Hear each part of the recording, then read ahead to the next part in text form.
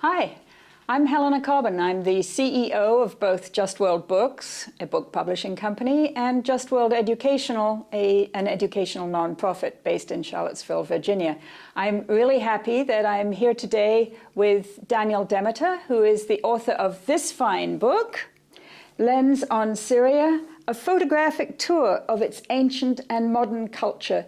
This book has been such a pleasure to produce and to work with Daniel. So now I'm delighted that Daniel is here. Daniel, tell me when you took most of these photos. The majority of the photos were taken between 2006 and 2007. Some of them were taken as late as 2009. And they seem to come from all around Syria. Yeah, I traveled around pretty much the entire country. Every province I'd been to at least once, most of them several times. And how did you get around? I mean, how was the transportation system there in those days? It was pretty good public transportation. I took buses pretty much everywhere, or the little minivans they call service, to most of the destinations. A lot of times I couldn't get all the way there because these were remote archaeological sites. So I did have to hitchhike quite a bit and hike in the countryside. Anything scary happened to you while you were traveling? No, it was a pretty safe journey, I'd say. The people were always very hospitable, and I always got people directing me where I needed to go and making sure I arrived there safely. So you were traveling around with a camera in a country that is in a state of something of a security alert. Were you ever hauled in by the security forces or had troubles? There were a couple of times that I was questioned, and I was followed a couple of times, but overall, no major obstacles. So what did Syrian people that you met think of your project of photographing all their great historic monuments? Mixed reactions. A lot of people were curious as to why I would want to do such a thing, but a lot of people also, I think, really appreciated that someone was making the effort to document all these sites. So you actually did this when you were pretty young. You just, as I understand it, took off at the age of 17, not immediately for Syria, but you were traveling around the world in various ways, and then you came to Syria and you fell in love with the country. Yeah, that's right. I traveled pretty extensively around Europe in my late teens, traveled to Southeast Asia and India when I was about 20.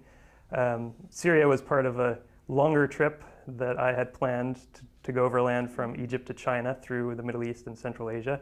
But ultimately, I fell in love with Syria, ended up spending a lot more time there than planned and making several trips back. So obviously, it must have been devastating for you to have seen all the fighting and so many of these monuments destroyed. What do you think can be done to save what is left?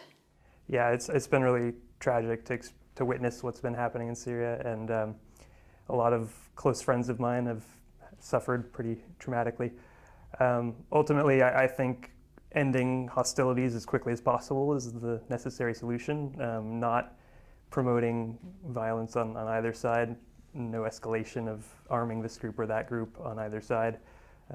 I think that's the ultimate solution to preserving what still remains of Syria's heritage. And do you think that a lot can be saved? I mean, I guess what we see on the news is that a lot of places have been destroyed, but are there parts of the country that have not been destroyed? Right, I mean, there's been substantial destruction in Aleppo and Homs and Palmyra, but there's still a significant number of sites and cities that have not seen significant fighting. The coastal regions of Latakia and Tartus have been very secure. The central areas of Damascus, where the old city's located, have remained fairly stable, and there hasn't been any significant destruction there.